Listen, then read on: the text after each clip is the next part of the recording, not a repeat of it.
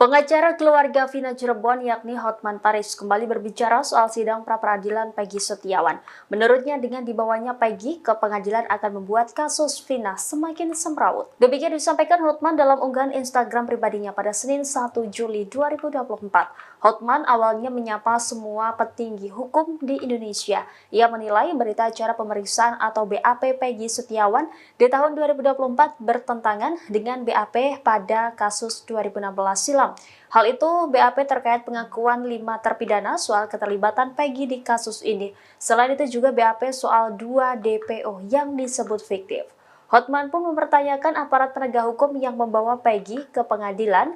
Ia juga meragukan Peggy sebagai pelaku pembunuhan Vina. Lebih lanjut, Hotman menyinggung perkara 2016 yang sudah final alias inkrah.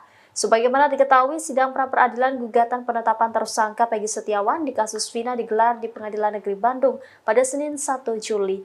Pihak pemohon yakni tim kuasa hukum Peggy dan termohon Polda Jawa Barat nampak hadir di ruang sidang. Adapun sidang dipimpin oleh Hakim Tunggal Eman Sulaiman. Halo semua petinggi hukum di Indonesia.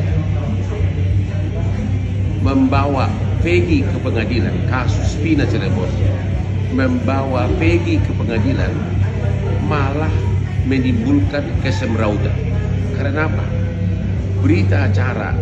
Banyak berita acara kasus Peggy 2024 bertentangan dengan berita acara di kasus 2016. Jadi bagaimana bisa kita membawa orang ke pengadilan kalau serba tidak pasti? Padahal perkara tahun 2016 sudah inkrah, sudah final.